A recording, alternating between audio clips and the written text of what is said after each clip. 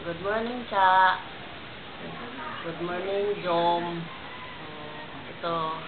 kanya si Lola nimo nga sa inyong kasal, humaabot nga kuan family life na ninyo. Manghinaot ko nga sa inyo ang grasya sa Diyos nga kanunay ang magsinabtanay kasabot na siya magsinabtanay o kanang permanente ang love sa at isentro sa inyong buhay si Jesus Christ mao'y giya magahatag sa inyong mga grasya sa adlaw-adlaw sa inyong kinabuhi lalo na kung kayo mayroon ng mga anak na sa mga anak na dapat sana magiyahan sa mabuting mga paraan magiyahan sa mabuting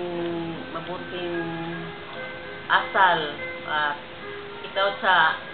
isip asawa dapat sa iyo mayroon kang mahinahon nga puso na ang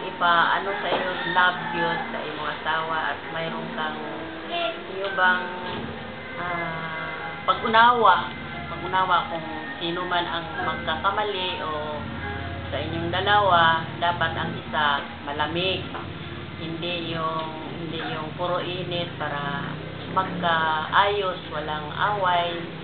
na gyud ang love sa isa't isa at ito lang ang aking masasabi na habang ako'y nandito buhay hindi ko kayo makalimutan at hindi ko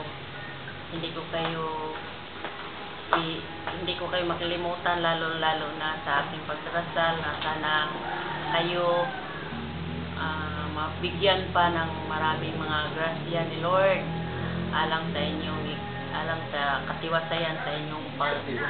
ikabubuhay na ikaw Jom, mahalin mo Charlene dahil mahal na mahal ko yan aking apo mula pa nung naiiyak ako mula pa nung maliit yan ako na ang yan saka ngayon nag-asawa na siya mahalin mo siya huwag mo siyang pabayaan kasi mabait yan mabait na bata yan saka naalala ko nung maliit pa yan pakilula yan kaya ngayon kasi malayo ako sa kanila sa inyo hindi ko makalimutan ang mga pagmahal na ibinigay mo sa akin mga respeto na ibinigay mo sa akin lalo na ikaw sa mahalin mo at yun lang ang aking masasabi at maraming salamat at binigyan niyo ako ng pagkakataon na makapagsabi sa akin na dito sa loob ko, sa aking puso. Mahal na mahal kita dang. Kay lahat ikaw welcome ka sa pamilya sa Shilian o sa pamilya sa Francisco at maasahan ko na hindi ka magbabago hanggang sa dulo ng daigdig. I love you and congratulations.